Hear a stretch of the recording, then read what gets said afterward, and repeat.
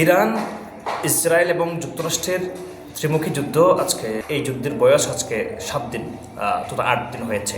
এ পর্যন্ত আসলে কি মেসেজ কিংবা আমরা পেলাম, এখানে এই যুদ্ধ কতদিন চলতে পারে বা এই যুদ্ধের যে ফলাফলটা কী হইতে পারে। মূলত যুদ্ধটা শুরু করেছে ইসরায়েল এবং যুক্তরাষ্ট্র ইরানের সরকার পরিবর্তনের জন্য। ইরানের সরকার বললে ভুল হবে, টোটাল যে শাসন ব্যবস্থা বর্তমানে, মানে ইসলামিক যে প্রজাতন্ত্র, ইসলামী রেভলিউশনারি যে সরকার, এই ইসলামিক সরকারকে টোটালি উৎখাত করে সেখানে আমেরিকার একটা একটা পুতুল সরকার সেখানে তারা বসানোর জন্য চেষ্টা করে আসছে এবং সেই জন্য ফাইনালি তারা হামলা করে দিয়েছে 28 ফেব্রুয়ারি 2026-এ।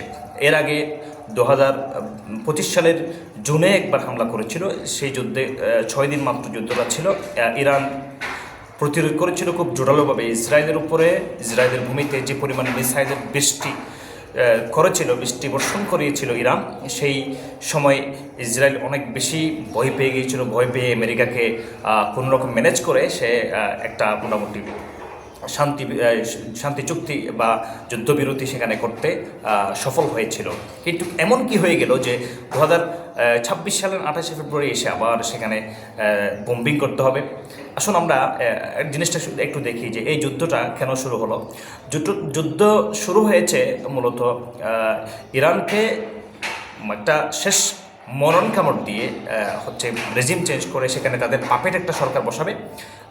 সেই পাপেট সরকার আমেরিকা এবং ইসরায়েলের মতো করে কাজ করবে। ফলে আর কি হবে, পুরো মিডল ইস্টে ইসরায়েলের সমকক্ষ, ইসরায়েলের সমপরিমাণ সামরিক শক্তি কিংবা সাহসী কোনো রাষ্ট্র থাকলো না। তাহলে কী হবে, পুরো মধ্যপ্রাচ্যটা আমেরিকার টোটালি পাপেটে পরিণত হবে, ইসরায়েলের পাপেটে পরিণত হবে। ফলে কী হবে, এই পুরো মিডল ইস্টের যে একটা তেলের ব্যবস্থা, পুরো মিডল ইস্ট যে পুরো বিশ্বের মাঝখানে অবস্থিত, এই বিশ্বের মাঝখানে অবস্থিত হওয়ার কারণে যে সুযোগ সুবিধাগুলো সেগুলো নিতে পারবে আমেরিকা খুব ভালোভাবে। সেই জন্য তারা হামলা করেছে। হামলা করে ইরানের যে সুপ্রিম লিডার কিংবা তাদের যে মূল লিডারশিপ, ফ্রন্ট লাইনের যে লিডারশিপগুলো তাদেরকে তারা ধ্বংস করে দিয়েছে, অনেককেই শহীদ করে দিয়েছে তারা। কিন্তু এরপরেও ফলাফলটা কী দাঁড়ালো আজকে পর্যন্ত? আমেরিকা দম্ভ করে বলেছিল, ট্রাম্প বলেছিলেন যে তিনি কয়েকদিনের মধ্যেই হয়তো ইরানের পরাজয় হবে, ইরানের যে সরকার, ইসলামিক সরকার, তার পতন হবে। কিন্তু সেটা হয় নাই। তারা ইরানের সুপ্রিম লিডারকে হত্যা করলো, ইরানের যে টপ লিডারশিপকে হত্যা করলো। এরপরও দেখা যাচ্ছে যে ইরানের প্রতিরোধের যে ভাষা সেটা আরও বেশি সিরিয়াস হয়েছে। তাদের নেতৃত্বের যে শৃঙ্খলাবোধ কিংবা নেতৃত্বের যে স্তরগুলো সেখানে আছে সেটা অনেক বেশি পাওয়ারফুল এবং তাদের যে প্রতিরোধের ক্ষমতা সেটা অনেক বেশি পাওয়ারফুল। হ্যাঁ, এটা সত্য যে ইরানে অনেক মানুষ মারা যাচ্ছে। গতকাল পর্যন্ত ইরানে প্রায় 1300 জন মানুষ নিহত হয়েছে এই ইসরায়েল এবং যুক্তরাষ্ট্রের যৌথ হামলার মধ্যে। এবং আজকে হুমকি দিয়েছে যুক্তরাষ্ট্রের অর্থমন্ত্রী, যদিও সেটা তার কাজ নয়, তিনি বলেছেন, মানে পূর্বাভাস দিয়েছেন যে আজকে রাতে এটা স্মরণকালের সেরা, মানে সর্বশ্রেষ্ঠ ভয়াবহ হামলা চালানো হবে ইরানের উপরে। এটা গর্ব করে তারা বলছেন।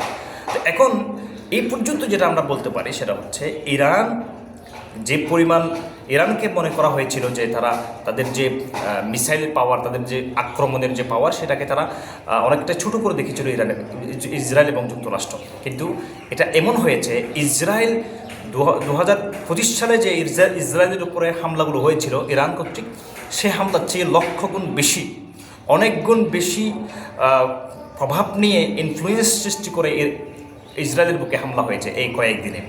ইসরায়েলের যে মূল সামরিক স্থাপনাগুলো আছে সেখানে যে পরিমাণ হামলা ইরান করেছে, এখানে একটা বিষয় জানিয়ে রাখি যে ইসরায়েল অনেক তথ্য কিন্তু বহির্বিশ্বে দেয় না, এটা সত্য। ইসরায়েল তার তথ্যগুলোকে গোপন রেখেছে। এরপরও ইসরায়েল তো অবশ্যই চাইনিজ সহ রাশিয়ান বিভিন্ন গুপ্তচররা আছে, তারা কিন্তু অনেক ছবি লিক করে দেয়। যে পরিমাণ বোম্বিং সেখানে হয়েছে, আর কিছুদিন যদি চলে তাহলে মনে হবে যে ইসরায়েলকে টিকিয়ে রাখা সম্ভব হবে না। এই যুদ্ধে ইরানের সবচেয়ে বড় শক্তিশালী দিকটা হলো যে তারা যুক্তরাষ্ট্র এবং ইসরায়েলের গর্বের যে প্রতিরক্ষা ব্যবস্থা সেটাকে তারা টোটালি ধ্বংস করতে পেরেছে। সেই প্রতিরক্ষা ব্যবস্থাকে ভেদ করে ইরান সরাসরি টার্গেটে হামলা করেছে।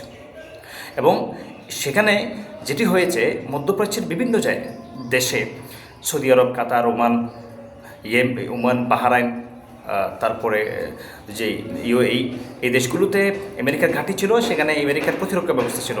সব ঘাঁটিতে ইরান সফলভাবে হামলা করেছে এবং যুক্তরাষ্ট্রের যে প্রতিরক্ষা ব্যবস্থা, রাডার সিস্টেম, সেভাবে কাজ করে নেই, এবং কাজ করলে সেই রাডার সিস্টেমকে পর্যন্ত ধ্বংস করে দেওয়া হয়েছে। সেই রাডার সিস্টেমকে পর্যন্ত ধ্বংস করে দেওয়া হয়েছে। এটা হচ্ছে ইরানের সবচেয়ে বড় প্রাপ্তি। এবং ইরান যে তার মাটির ভিতরে যে মিসাইলের সিটি দেখিয়েছে, আগামী কয়েক বছর সেখান থেকে সেই মিসাইল ছুটতে পারবে। এবং এর ভিতরে যে ইরান এবং ইসরায়েল এবং যুক্তরাষ্ট্রের যে প্রতিরক্ষা ব্যবস্থা, সেটা টোটালি ধ্বংস হয়ে যাবে। এখানে একটা কারণ আছে, একটা 100 টাকার মিসাইল যখন আপনি ছুড়বেন, ওটাকে প্রোটেক্ট করার জন্য আপনাকে কমপক্ষে 2000 টাকার একটা প্রতিরক্ষা ব্যবস্থা বা প্রতিরক্ষা মিসাইল আপনাকে কী করতে হবে, ছুটতে হবে। এভাবে এটা হচ্ছে। এখন মিডল ইস্টের যে আরবরা আছেন, তারা এখন বুঝতে পারছেন যে আমেরিকাকে এখানে স্থান দিয়ে তাদের লাভ হয় নাই, বরঞ্চ ক্ষতি হয়েছে। আমেরিকার কারণে তারা ক্ষতিগ্রস্ত হচ্ছে। সেই জন্য এমন একটা সম্ভাবনা আছে যে সবাই আমেরিকাকে চাপ দিবে, ইসরায়েলকে চাপ দিবে, এবং আমেরিকাকে চাপ দিলে এই যুদ্ধ বন্ধ হওয়ার সম্ভাবনা আছে।